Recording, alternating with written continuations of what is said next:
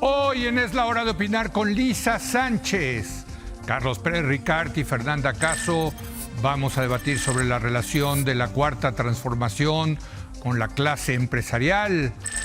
Después va a estar con nosotros la magistrada Magdalena Oliva. Vamos a examinar la reforma al Poder Judicial y las afectaciones que están teniendo para los jueces y magistrados.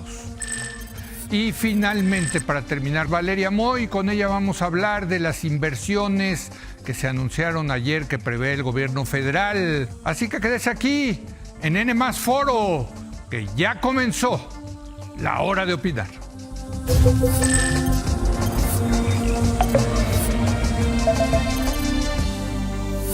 Muy buenas noches. Ayer la presidenta Claudia Sheinbaum y el secretario de Economía Marcelo Ebrard dijeron a los empresarios que sus inversiones están seguras, que no deben de temer nada a las reformas que está impulsando el gobierno, entre ellas la reforma al Poder Judicial o la reforma a la industria eléctrica. Y para hablar de una relación compleja, yo diría, entre la Cuarta Transformación y la clase empresarial, saludo a Lisa Sánchez. Lisa, muy buenas noches. Muy buenas noches, ¿cómo están? Gusto en saludarles. Bienvenida, Fer, te extrañamos mucho. Yo también extrañaba. Carlos Pérez Ricart. Buenas noches y en efecto, te extrañamos mucho, Fer. Bueno, pues ya que digo, Fernanda Caso. Bienvenida. Pues bueno, pues empieza tú, que te extrañamos mucho. Sí, claro, que te extrañamos muchísimo. Adelante, Pues feliz Fer. de estar por acá. Pues, a ver, la reunión que se dio entre Claudia Sheinbaum, el secretario de Economía y los empresarios, me parece que de entrada fue un mensaje político de una forma en la que se va a llevar este gobierno distinta en general a lo que fue el gobierno pasado. No me sorprende porque también hubo diferencias con respecto, es decir, cuando Claudia Sheinbaum era jefa de gobierno con respecto al gobierno federal en su diálogo con los empresarios. Y creo que en este momento ella está consciente de lo complicada que está la situación, ¿no? De lo complicada que está por la incertidumbre que existe alrededor de la reforma judicial. Es un proceso que ella no puede detener, pero que finalmente está consciente de que sí está teniendo un impacto real. En segundo lugar, por cómo se están dando las campañas en Estados Unidos, donde vemos que el tono proteccionista va creciendo y creciendo con el paso de las semanas, ¿no? Cuando empezó siendo nada más, oye, vamos a ponerle aranceles a China y queremos que el nearshoring venga también a estos países que son aliados como México, de pronto se está transformando el discurso y ya no lo vemos únicamente del lado de Trump, que propone 200% de aranceles a la industria automotriz en México, sino también lo vemos por parte de Kamala Harris, acusando a Trump de desviar empleos hacia México, diciéndolo tal cual con esas palabras. Entonces, bueno, se viene un momento complejo en el que Claudia Sheinbaum va a necesitar de la clase empresarial de su lado. Me llama la atención dentro de las personas que estuvieron y que salieron con buenos comentarios, Claudio X González. Porque Papá, sí, sin duda, ¿no? Que creo que hay una diferencia, pero finalmente creo que representa un mensaje político también para un segmento que más allá de lo empresarial se ha reunido alrededor de causas de oposición. Y creo que en ese sentido tener un mensaje que diga veo certeza, fue un buen mensaje, fue balanceado, creo que le genera un buen ánimo a muchas de las personas que incluso en México están mandando mensajes hacia el exterior diciendo que en México no se puede hacer negocio. Pero yo siento, Carlos, que hay mucha simulación, tanto del gobierno como de la clase empresarial. Siempre se andan abrazando, saludando, riéndose, sacándose la foto. Están haciendo política. Pues sí. Están haciendo política, pero a la hora de la hora el gobierno se va por un lado y la clase empresarial por otra, y yo sí creo que siguen habiendo dudas de los dos lados. Yo creo que en cualquier país del mundo, en cualquier democracia, pasa eso. Hay desconfianza entre los dos actores, hacen política, se abrazan, y eso, es normal que pase eso, y qué bueno que esté pasando eso. Creo que empresarios y la 4T están condenados a entenderse, se necesitan. Hay interdependencia, el gobierno necesita de los empresarios como los empresarios necesitan del gobierno. No podemos volver a repetir un sexenio con un crecimiento de alrededor de 1% o nulo. En per cápita, si queremos crecer, negativa, 0.8, si queremos crecer, tienen que entenderse empresarios y gobierno, ¿no? Entonces los dos se necesitan.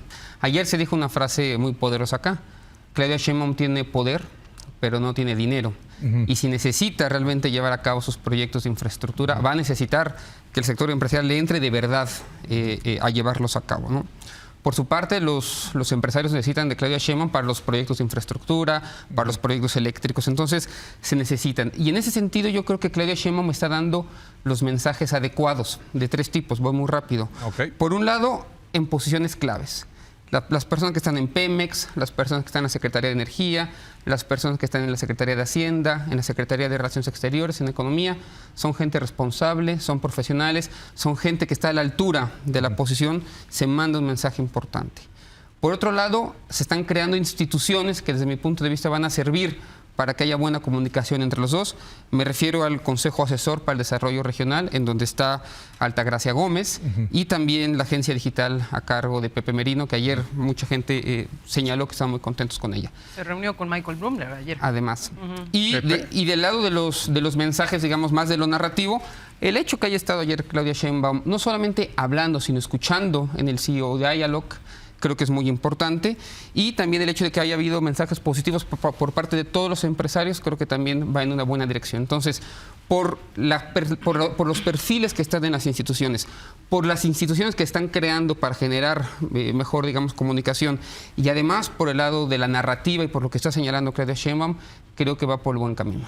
Pues yo tengo mis dudas, Lisa, porque efectivamente yo reconozco lo que dice Carlos, lo que dice Fernanda, pero también veo un gobierno implementando una reforma judicial que no tiene ni pies ni cabeza, que quita la certidumbre para las inversiones, una reforma eléctrica estatista que pues, le quita, digamos, incentivos a la iniciativa privada de invertir en ese sector. Entonces, una cosa son los el plan C completo, porque luego viene la desaparición de la COFESE, por ejemplo, viene la desaparición de los tribunales especializados en distintas materias que son particularmente necesarios, para dirimir un montón de controversias, no solo en términos del empresariado nacional y el tipo de desarrollo económico que se logra aquí, sino también para la relación con otros países, con o sin acuerdos de libre comercio. Entonces, yo lo que veo es efectivamente mucha política, pero al mismo tiempo mucho gatopardismo. Esto lo vimos al inicio del sexenio de Andrés Manuel López Obrador también con la figura de Romo, acuérdense. Sí. Había todo este consejo y se inauguró con los Slim y se inauguró con los grandes empresarios de la misma manera que pues esta cumbre lleva 13 años haciéndose, era la 14ª edición, ¿no? Entonces no vimos necesariamente nada nuevo. Tampoco en los anuncios, aunque fueron muy recibidos y la gente salió con muy buen ánimo, tampoco vimos inversiones nuevas. Esas inversiones ya estaban anunciadas, digamos, ese optimismo ya estaba de alguna manera factorizado. Y lo que sí vimos en los últimos meses, que ahí sí, en eso estoy de acuerdo con los colegas, es Claudia sí dio de alguna manera un mensaje de que está muy consciente de cómo cambió el entorno de inversión y el entorno de confianza en el crecimiento económico de México entre el sector privado, tanto nacional como internacional. Ahí salieron los datos del Banco de México, la última actualización de septiembre que cita Gerardo Esquivel en sus textos de esta semana y que dice que pasamos de tener 3-1 en 46% pensaban que era bueno positivo, y ahora solo el 5%. Que estaban dispuestos a invertir, pero que además estaban convencidos de que la prospectiva era buena, a 4-1, que dicen que no están dispuestos a invertir necesariamente en este momento y que además no tienen la confianza de que en el futuro las cosas vayan a ir mejor, con un porcentaje de todos modos muy alto de gente que no sabe o no ha decidido si va a invertir. Si tú revisas los reportes de nearshoring que han hecho tanto la Secretaría de Economía como las consultorías privadas, particularmente aquellas que se están dedicando a asesorar a las empresas para materializar estos procesos de relocalización, vas a ver que aunque se han hecho anuncios espectaculares de proyectos que superan el $1 billón, en los números formales de inversión extranjera directa, el efecto de esa relocalización todavía no está registrado y si se registra se va a dejar sentir hasta el 2026. Ese es demasiado tiempo precisamente para que el empresariado ajuste sus expectativas y sus acciones a cómo resulta el plan C y la implementación de la reforma judicial extraordinaria en el 2025, por ejemplo. Eso ya les va a dar un montón de información sobre cómo hacerlo. Y dos cosas nada más muy estructurales, Leo. Una cosa es hacer política y hacer todas estas declaraciones de certidumbre para el dinero y los grandes inversores, y otra cosa es efectivamente qué necesitan esas grandes inversiones, qué necesita esa clase empresarial y cuál es la estructura de empresariado que tenemos en México. Dos cosas que rescatan todos los reportes: energía, que entonces en ese sentido va a ser muy importante, no hay suficiente energía, y estrés hídrico. Hablando de nuestra conversación fuera del aire, 40% del territorio mexicano está en estrés hídrico, y es un insumo fundamental para cualquier tipo de industria. Ahora dice Lisa, están esperando a ver cómo se implementa la reforma judicial. Pues mal. Bueno, y vimos O la sea, tómbola. las bolitas en el suelo. A ver, ningún país ha elegido en su historia a todos los jueces federales y locales. Estamos hablando de 1,600 jueces federales, 5,200 jueces locales. ¿Cómo va a salir eso? Pues mal. O sea, perdón el pesimismo, pero yo no veo la manera en que salga bien eso. Y no estoy defendiendo con eso a este Poder Judicial, pero esa solución es tremendo. Y yo creo que el mensaje de Claudia Sheinbaum, de la presidenta, ayer fue, pues, tengan tranquilidad, todo va a salir bien, porque era un primer mensaje que se tenía que dar, se necesitaban hacer estos canales de comunicación, pero es un mensaje que va a tener que seguir dando a lo largo de los próximos 2 años, porque no es una implementación que sucede nada más en el momento que se convoca, ¿no? Falta que empiecen a trabajar esos jueces, que empecemos a ver, y por otro lado, que venga acompañada de acciones concretas para realmente dar certidumbre, porque si lo que vemos es que desde el gobierno federal se sigue mandando el mensaje de que todo va a estar bien, que va a haber certidumbre en las inversiones, pero por otro lado, la reforma realmente genera que los asuntos se detengan en el Poder Judicial con todos los juzgados que hoy en día están detenidos porque los trabajadores están en las calles. Si continuamos con un proceso en el que el Poder Judicial no se habla con el gobierno federal para los temas importantes de inversiones, es decir, si continuamos en el camino que vamos, el discurso se va a agotar. No, bueno, es decir, yo lo decía ayer, pequeño, imagínate, o sea, ya se van los del 2025, pero los del 2027 también se van. Sí. Y entonces dices, pues yo ya me voy en 2 años. ¿Qué tengo que perder? ¿Cómo se van a comportar esos jueces? Todos los incentivos perversos. Todos los incentivos perversos para en 2 años o no trabajar o vender sentencias. O no aceptar casos porque también tienen los plazos forzosos de resolución en un año. Sí, bajar las manos. En el mejor de los casos, bajar las manos. En el peor, corromperse, ¿no? Porque yo ya me voy. Entonces, pues... Sí, yo siempre he pensado que los inversionistas ya habían descontado de sus proyectos toda la corrupción que hay en el Poder Judicial. Ya la Entonces, en ese sentido no creo que vaya a ser muy distinto, pero sí es verdad que la reforma judicial ha limitado el margen de maniobra y negociación entre Sheinbaum y los empresarios. Pensemos en el panorama que había el 2 o el 3 de junio. Todo era luz, todo era sol. Realmente iba a venir el nearshoring. El tipo de discurso, de narrativa que se avanzaba era otra. Y ayer la mitad del discurso de la presidenta fue en torno a convencerlos de que en realidad no era tan malo como parece que es malo, ¿no? Exacto. Ahora, hay otros temas también que me parecen igual de problemáticos. Uno tiene que ver con el protagonismo que van a seguir teniendo los militares en las obras. Hubo mucha queja por parte de los empresarios en ese sentido. Entonces, yo lo vi en algunas de las declaraciones. Vamos a ver muchas presiones sindicales y presiones para continuar las mejoras laborales, lo que tiene que ver con la semana de 40 horas que prometió la presidenta el día 1 de octubre, así como seguir creciendo el salario mínimo. Entonces creo que va a haber todavía muchos choques entre empresarios y gobiernos.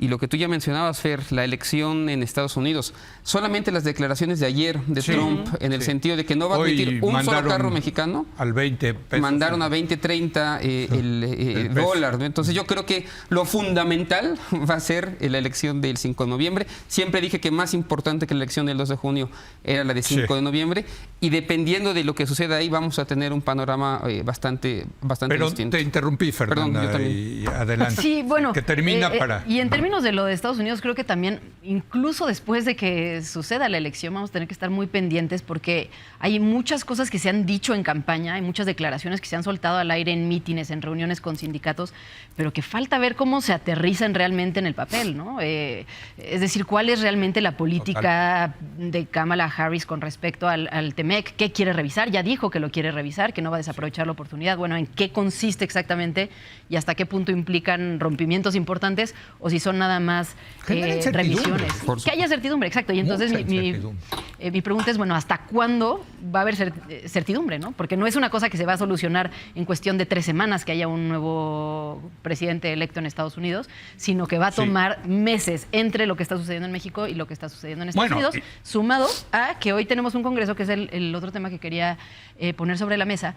A ver, la reforma judicial es un tema que tiene a todo el mundo preocupado, en el que se están centrando las discusiones, pero por otro lado parece parece que tenemos un Congreso que gobierna a base de ocurrencias, ¿no? En donde todos los días estamos escuchando nuevas iniciativas en la Cámara de Diputados, en la Cámara de Senadores, en donde además, como no hay una oposición que pueda detenerlas, existe la sensación de que en cualquier momento se puede cambiar por completo el esquema con el que un inversionista está llegando a México. Totalmente. Que eso fue lo que descontaron el estudio del Banco de México en julio, justamente la mayoría calificada para poder cambiar la Constitución cualquier día. Exactamente. ¿Quién sí podría dar un mensaje ahí importante? La presidenta Claudia Sheinbaum, porque ella forma parte del proceso legislativo, ella puede vetar leyes, es decir, ella sí podría mandar mensajes claros de hacia dónde va esta Pero discusión. es su palabra, es Pero que no lo está haciendo. es un equilibrio muy frágil. Sí, lo tiene que hacer, yo no estoy diciendo que Cuando no. le han querido meter pero es un por ahí equilibrio un par de leyes que no iban, ella ha corregido la plana legislativa. Dicho, eso sí, pero me parece que tiene acá. que ser mucho más contundente en un momento como este, en el que,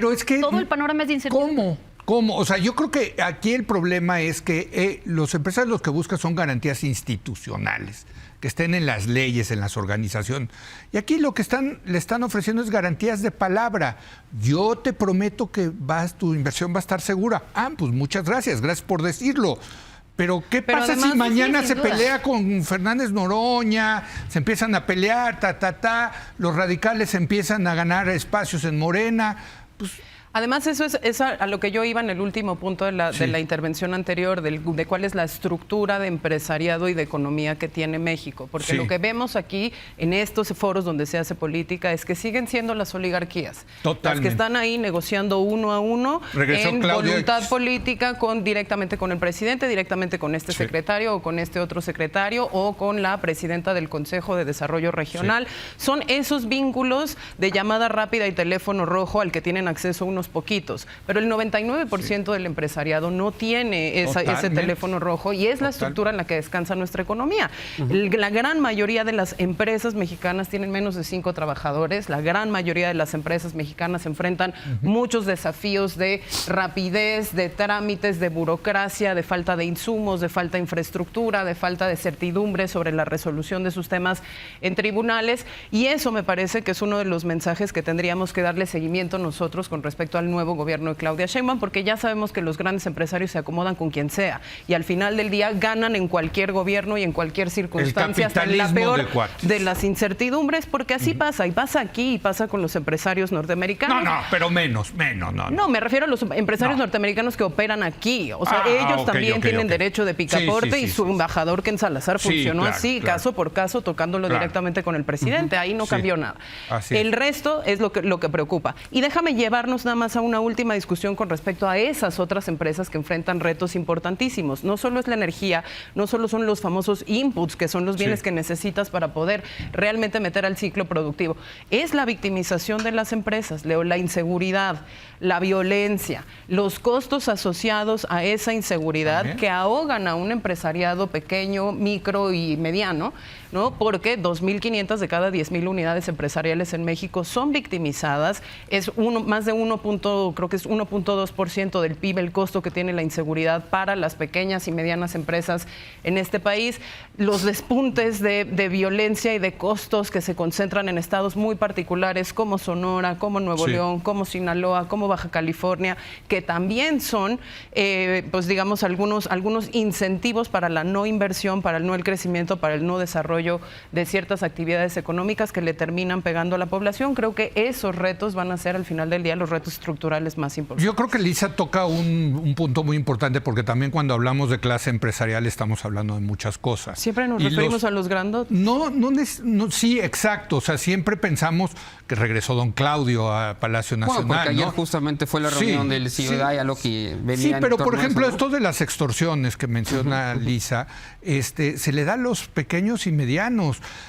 El crimen organizado no se va a meter con Walmart, hombre. ¿No? Bueno, y se mete, pero digamos, Walmart tiene mayor estructura. Pero Walmart no lo permite, ¿no? Totalmente. O sea, y tiene una unidad de seguridad que se encarga de... Y hacen unos procesos de privatización de la seguridad que también deberíamos estar discutiendo. Y además tienen el teléfono del gobernador para comunicarse en el momento que del comandante de la Guardia Nacional. Claro, exacto. Entonces, seguimos, digamos, atrapados en esta... A mí me choca el capitalismo de cuates, es una de mis de mis causas que históricamente he tenido, pues sigue ahí el capitalismo de cuates. Y con una reforma judicial o una reforma de electricidad, lo que vas a ver es más capitalismo de cuates.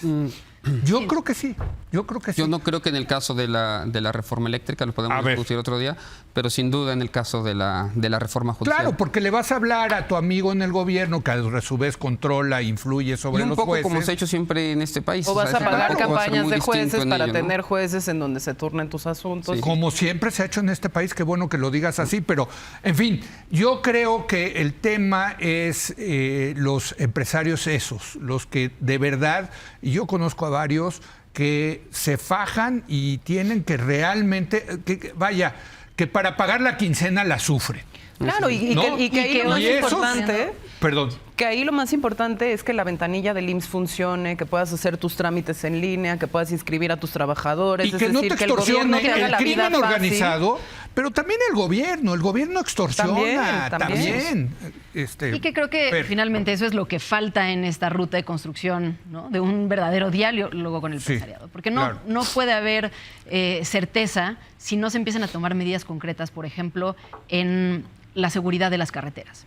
O sea, ¿quién va a querer hacer negocio en México cuando es increíblemente probable? O sea, es que en cualquier momento se lleven la mercancía que se está trasladando hacia Estados Unidos o para vender dentro de México. Sí, las venden si en los no tianguis. empieza a reformarse la forma en la que se están dando autorizaciones para medicamentos en México para generar aquí, si no se empiezan a hacer modificaciones para acceder a energía, es decir, creo que se tiene que pasar del discurso a las acciones concretas. Sin embargo, no quisiera dejar de lado que creo que la reunión de ayer fue positiva y que creo que era un mensaje importante y que creo que particularmente de un gobierno como este era necesario empezar a establecer esos canales de comunicación, aunque fuera por ahora con los empresarios de mayor nivel, pues porque finalmente son los que mayor voz tienen y los que hoy están generando la sensación. ¿Sabes cuál es mi duda, Fer? No hay forma de hacer negocio en México, ¿no? Sí, ¿sabes cuál es mi duda, Fer, Carlos, Lisa?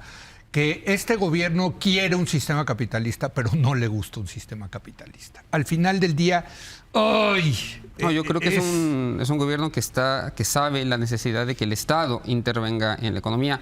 Aprovechando que esto Mariana Mazzucato acá, creo que entiende la necesidad del Estado emprendedor, que el Estado es sustancial también al crecimiento de la economía y a que se dinamice la economía. Sabes que yo, al propósito de Mazzucato, lo dije el otro día y lo reitero, que se venga un sabático a México un año y vea cómo funciona el Estado mexicano, a ver si no cambia de opinión.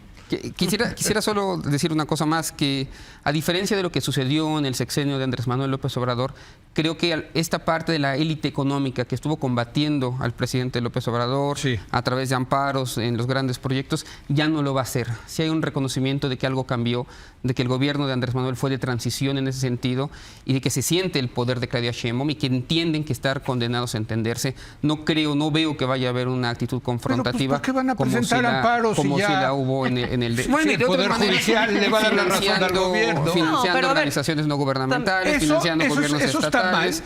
Bueno, yo creo que... Yo creo que los empresarios financien campañas políticas. Sí, pero que entonces digan quiénes son, cómo actúan, que se quiten que haya transparencia. Y que digan que hagan política, que crean... ¿Por qué los sindicatos sí pueden participar en política y los empresarios no? Que participan en política, pero que se quiten las máscaras. Completamente de acuerdo. O sea, yo creo que los empresarios... Que creen su partido, que está muy bien. Totalmente. Pero que no lo hagan debajo del agua.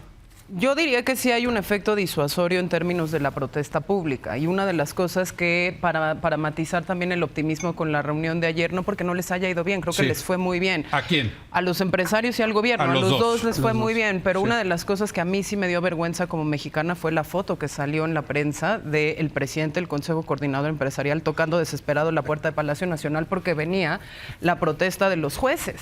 Me parece que el hecho de que estemos en este momento con una protesta de jueces afuera de Palacio Nacional, en una sede que se tuvo que cambiar de último minuto porque hay una reforma judicial que el gobierno sigue sin discutir abiertamente con los afectados de la reforma judicial, es patético y grita el tipo de políticos que tenemos y el tipo de empresarios que tenemos. En ese sentido, nada más yo diría, sí, aprendieron a que eso no se discute en la palestra pública, pero al mismo tiempo siguieron con los beneficios que siempre tuvieron y hasta más.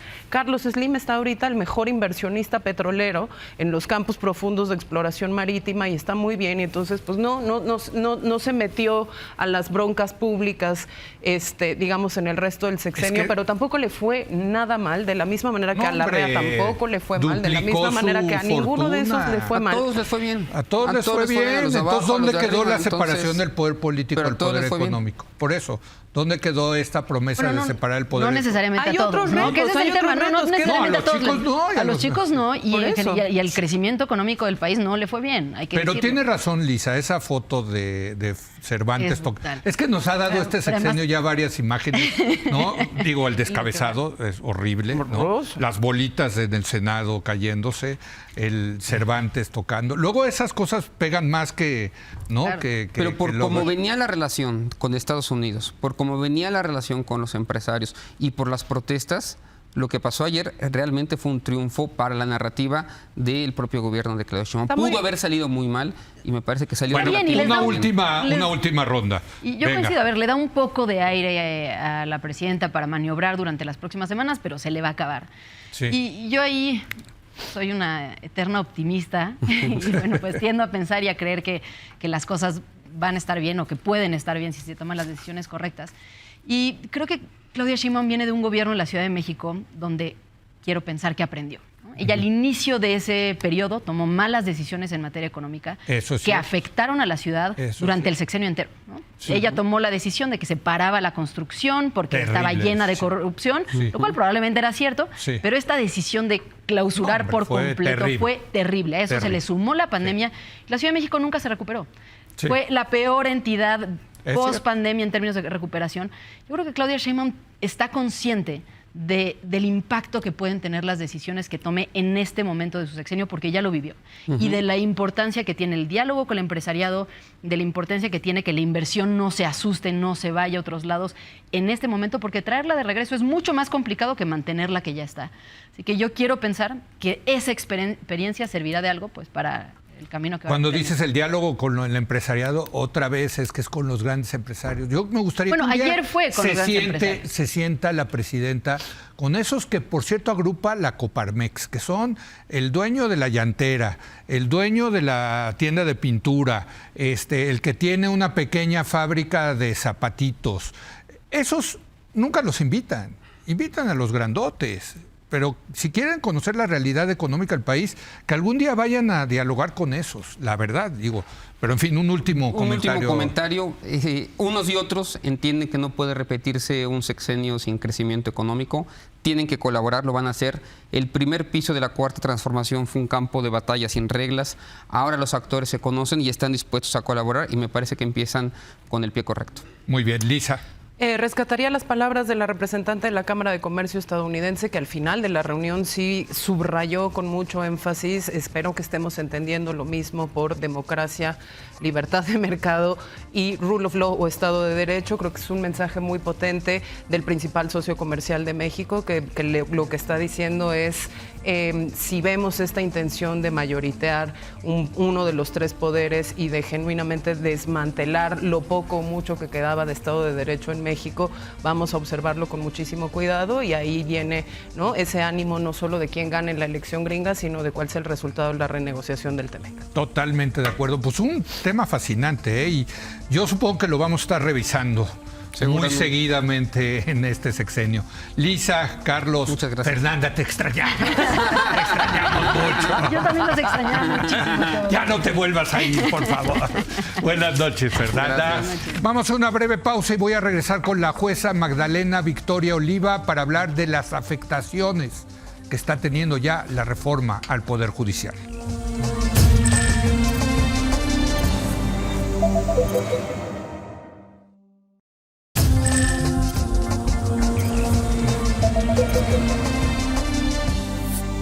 Me da un enorme gusto recibir aquí en el estudio a una jueza de distrito del Poder Judicial Federal, Magdalena Victoria Oliva. ¿Cómo le va, jueza? ¿Cómo está usted? Buenas noches. Buenas noches. Gracias por la invitación. Muy bien. Gracias. ¿Cuánto tiempo lleva usted en el Poder Judicial de la Federal? 21 años, 8 meses, 7 días. fíjese, se acuerda así al punto. Sí, claro. Es que son situaciones que uno nunca puede olvidar. Pero en el ejercicio llevo 31 años. 31 años en el ejercicio profesional como abogada. Así es. Fui Ministerio Público antes. Fue Ministerio Público antes y luego se pasó al Poder Judicial. Así es. ¿Al Poder Judicial Federal?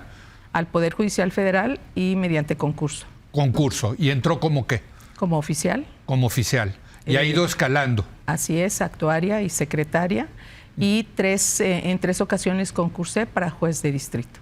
3 ocasiones. ¿Y cuánto lleva como jueza de distrito? Llevo desde el 16 de diciembre del 2016.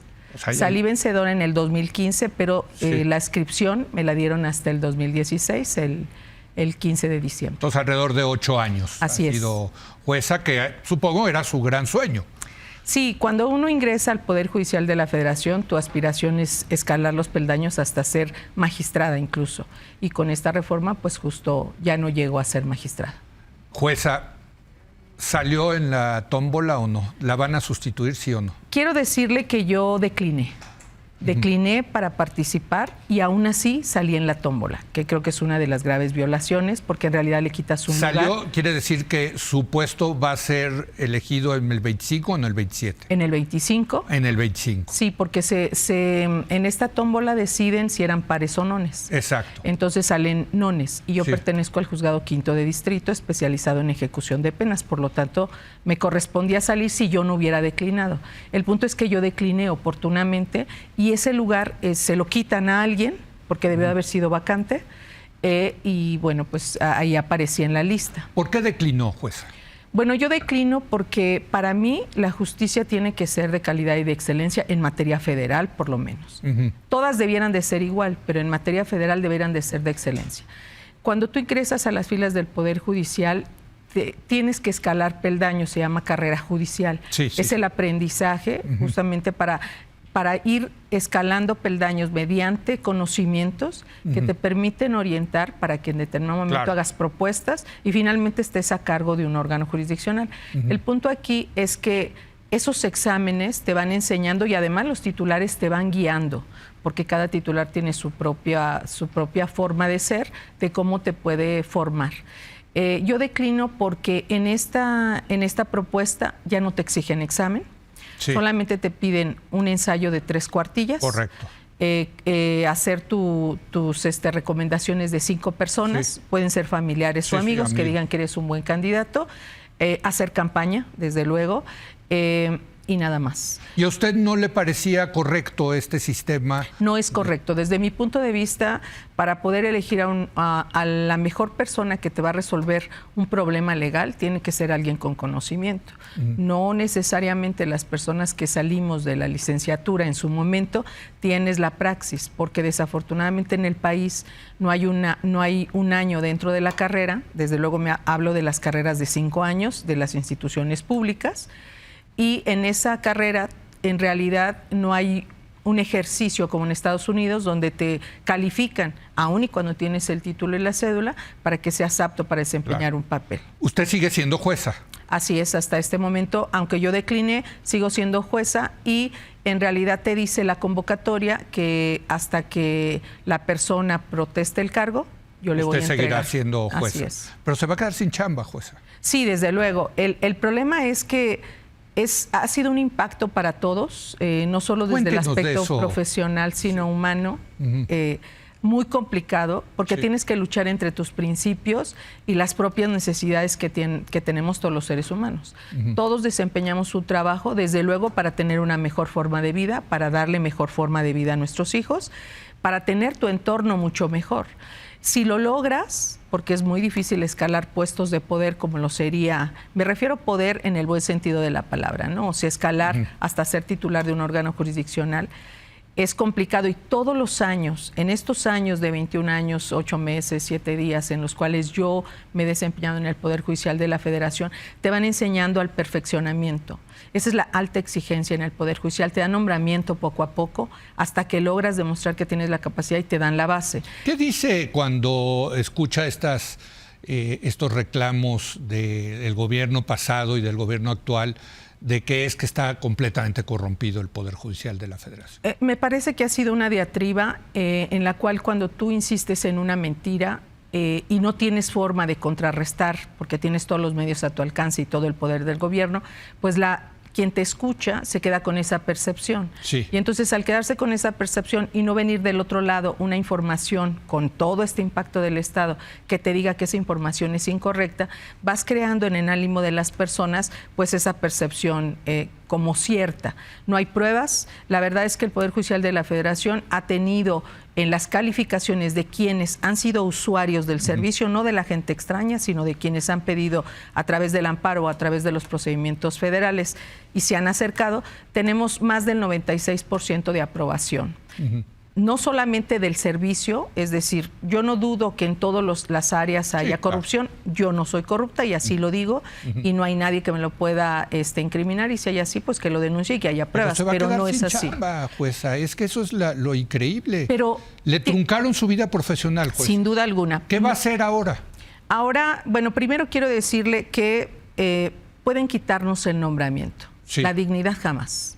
La dignidad de aquellos que portamos una toga con altísima responsabilidad, con carrera judicial, con años de preparación y con la vocación de servicio, no nos van a poder quitar eso nunca. Me quitarán el nombramiento, entregaré el órgano jurisdiccional oportunamente, pero pues evidentemente tendré que salir del Poder Judicial de la Federación, a quien le tenga que entregar.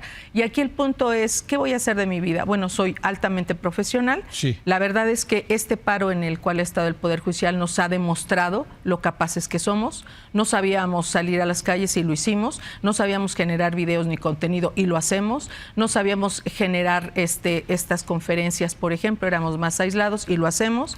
De tal manera que donde nos coloquen seremos triunfadores porque estamos Pero se irá al de sector privado, digamos, a litigar en el sector privado. Le debo decir que voy a no seguir. Tiene claro, digamos, qué va a ser. Es que es un impacto enorme de repente que le digan a uno que está en una carrera y de repente pues vas para afuera, ¿no? Sí, y el tema es que te dicen que todo lo que has hecho con profesionalismo, claro, y excelencia te dicen que no sirve, ese es el impacto.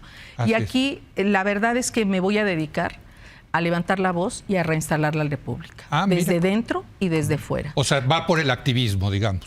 Digamos que voy a demostrar el tema de fondo. El tema de fondo no es la destitución masiva de jueces y magistrados. Esa es la diatriba que le venden a las personas y les dicen tú vas a votar. Sí. Tiene mucha complejidad y se afecta la división de poderes.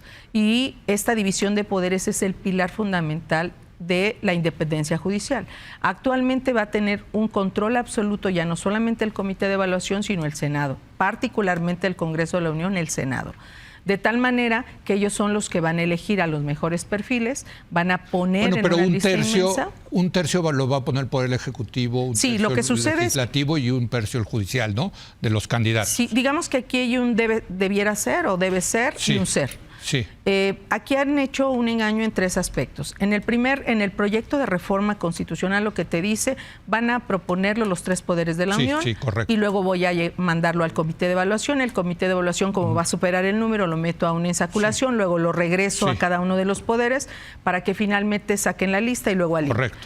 En el proyecto de reforma se dan cuenta de que el Comité de Evaluación tiene un altísimo poder. Muchísimo. Y entonces modifican en ese proyecto de reforma y dicen los tres poderes lo pasamos al Comité de Evaluación, pero ¿qué crees? Ya no me lo vas a regresar a los tres poderes, solo al Senado. No había visto ese cambio. Ese es el proyecto.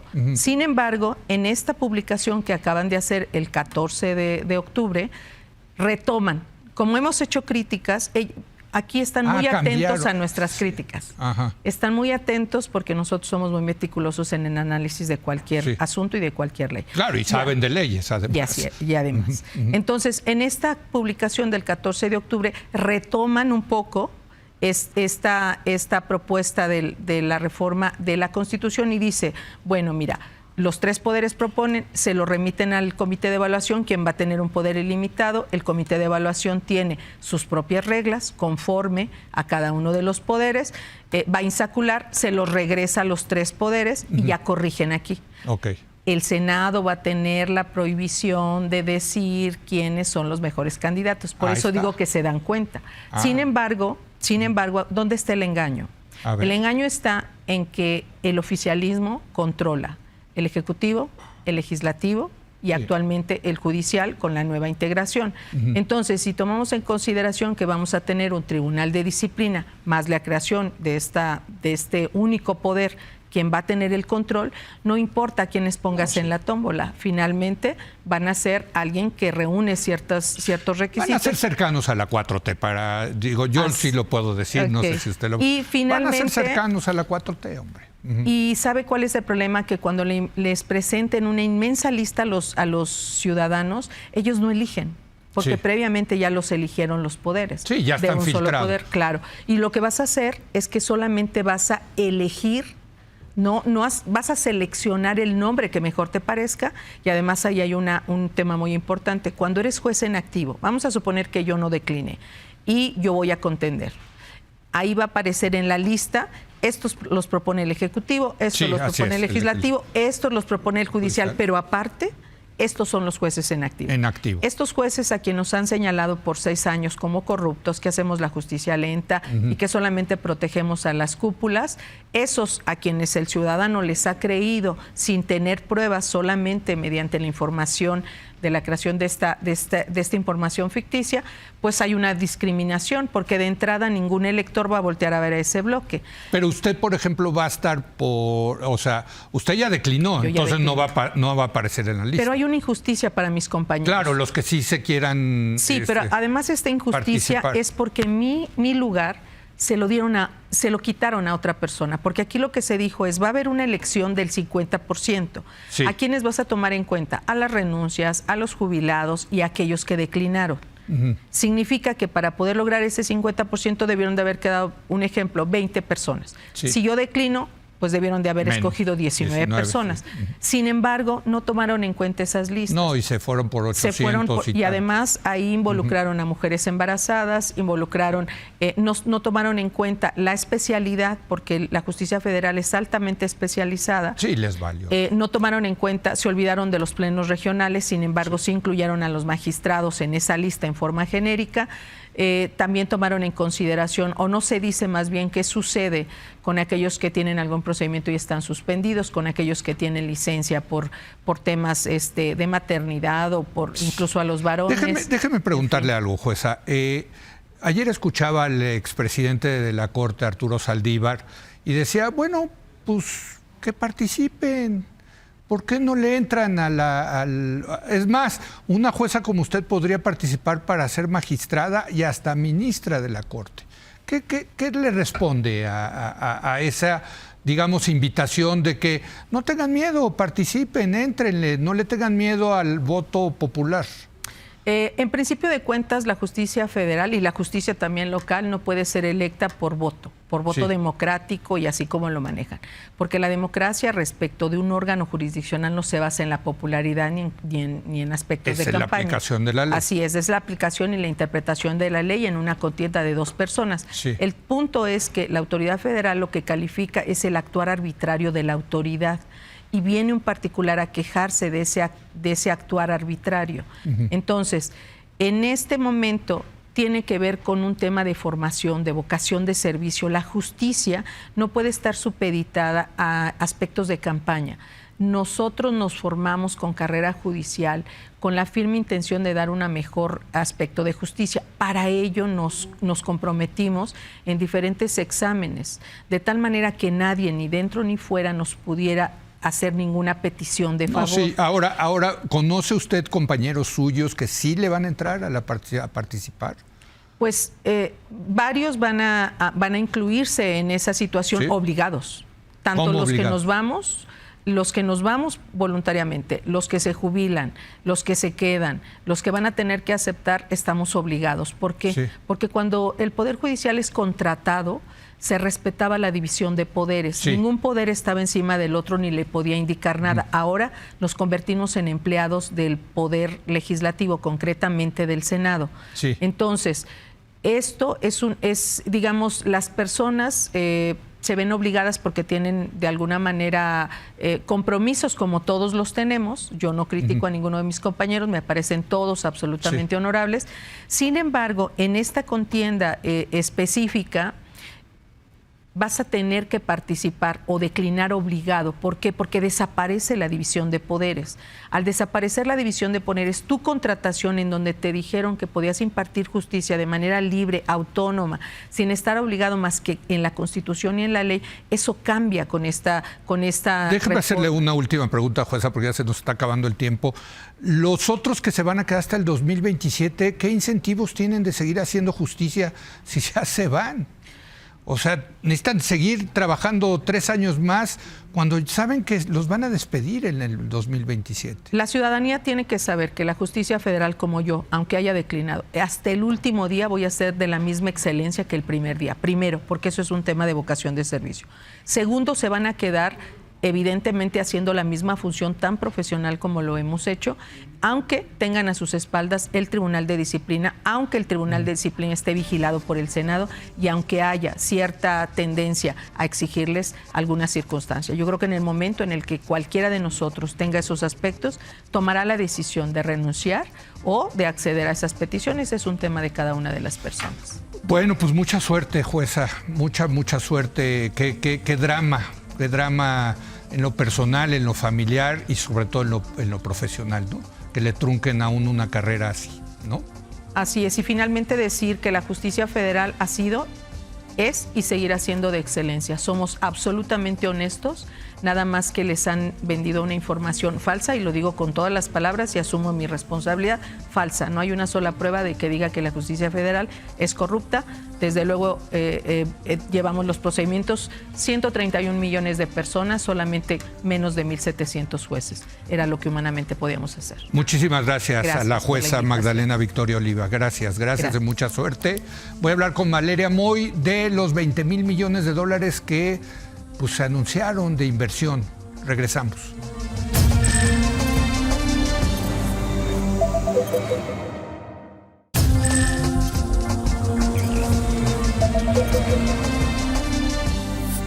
Saludo a Valeria Moy. Valeria, ¿cómo estás? Muy buenas noches. Leo. Buenas noches. Oye, ¿cómo viste? Estábamos platicando en la mesa 1 sobre este evento ayer del CEO Dialogue México-Estados Unidos. Pues siempre los empresarios y el gobierno se sacan fotos, se sonríen, se declaran amor mutuo.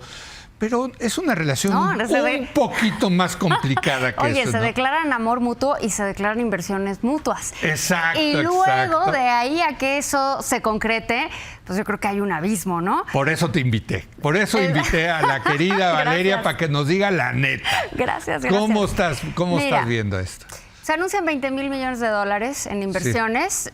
Me parece que hay que tomarlos con un granito de sal por muchas razones. En primer lugar, no se ha concretado. Y los anuncios, pues ya sabemos que se pueden quedar solamente en anuncios. De esos 20,000, hay 6,000 que ya estaban anunciados. Bueno, 6,000 de Amazon que ya estaban anunciados. Okay. Eso no es eso nuevo, yo ya los había visto. ¿no? Sí. Bueno, en Querétaro, ¿verdad? En Querétaro. Tenemos una inversión en un ducto de gas que no es para generar gas, para traer gas a México, sino para sacar el gas de México y llevarlo a China. Y eso yo también ya lo había oído. Bueno, eso está contemplado en los 20,000. Sí. Y entonces, claro, Leo, pues te va quedando menos, ¿no? Sí. Entonces, esos 20,000, en primer lugar, no son tantos, o sea, 20,000 millones que, claro, ya los quisiera uno para un domingo, ¿no? Sí. Pero a nivel país no son tanto. O sea, la inversión extranjera directa está alrededor de 36,000 por año en el año pasado y este año. Entonces, 20,000, así como gran anuncio, tampoco es. Y si nos vamos a, bueno, es un anuncio de algo nuevo, de algo que va a cambiar, pues tampoco. Estamos viendo anuncios de cosas que ya se habían anunciado. Es como inaugurar 3 o 4 veces la refinería, es un poco lo mismo. Anunciar varias veces lo mismo. Así es. Pero dentro de todo, me parece que hay alguna señal, alguna señal que puede ser interesante. A ver, venga, ¿cuál fue esa señal? Dijo la presidenta, más allá de los anuncios, porque los anuncios yo creo que se van a quedar en letras, que van a ser mesas, y las mesas también pueden quedarse únicamente en rollo, para concretar esas inversiones. Y van a conversar entre la Secretaría de Economía, la Secretaría de Energía, la Presidencia, porque hablamos de inversiones que evidentemente requieren energía. Y si el valor de la energía está por debajo de la que era en 2018, en términos de producción del país, pues necesitamos que la Secretaría de Energía, que CFE, que Pemex, todos estén en la misma línea, porque no podemos hablar de inversiones sí tenemos, por un lado, la reforma al Poder Judicial, pero tenemos una escasez de energía o tenemos no suficiente déjame, energía. y eso yo siempre ha sido una lucha mía. Son grandes proyectos de inversionistas mexicanos y sobre todo extranjeros. Perfecto, qué bueno que se pongan de acuerdo, bienvenido. Pero la gente que nos está viendo, el que tiene una llantera, el que tiene un supermercado chiquito, esos nadie los defiende nunca, Valeria. Pero, o sea, nadie los defiende, pero al mismo tiempo los defiende el crecimiento económico. Claro. Porque si se pone una empresa ahí, evidentemente la llantera, el supermercado, de la papelería, el del gimnasio local, la escuela, eso se va a generar y se va a desarrollar. Muchas veces se tiene que empezar ahí, se tiene que empezar por no, a veces en lo pequeño, en dar las condiciones. Me estás dando la razón, entonces. En dar las condiciones para que pueda llegar esta inversión. Me parece normal que estos anuncios se hagan así, estos grandotes. Sí. Evidentemente, esto es una cosa para la foto. Lo importante es ver, uno, si se concretan y ver si esos anuncios, más allá de que se concreten, generan una cadena de proveeduría, porque se habla mucho de cómo vamos a integrar a las pequeñas y medianas empresas a las cadenas de proveeduría globales. No lo vamos a poder hacer únicamente con estos anuncios. Con los de ayer no vamos a poder. Un pequeño empresario me decía, oye, con la reforma judicial le voy a poder ganar un caso fiscal al gobierno. No, pero no lo va a poder ni pelear. O sea, yo creo que eso va a estar descontado. ¿Quién tiene apetito de invertir así? Ese es justo mi punto. Tenemos una muy bonita foto, tenemos anuncios y al mismo tiempo tenemos una reforma al Poder Judicial que va a ocasionar que los privados negocien entre privados, con arbitraje, con mediación y un conflicto empresa-estado, independientemente del tamaño, porque puede ser para la devolución de un impuesto o puede ser algo más grande. Eso, Leo, yo creo que lo van a dar. Pero los grandes siempre se arreglan, ya hay fonazos y eso. Y los grandes se van a ir a cortes internacionales, Leo. Bueno. Los grandes, pero entonces los grandes se cuidan solos. Los grandes se cuidan solos. En conclusión, 30 segundos. En conclusión, los anuncios son solo anuncios. Hay que esperar a ver qué se concreta porque del plato a la boca se cae la sopa. Gracias, Valeria Moy. Leo, encantada. Aquí sí se habla la neta, la verdad, pues ni modo, es nuestra chamba. Y gracias a Valeria por ilustrarnos y gracias a usted por habernos acompañado. Muy buenas noches.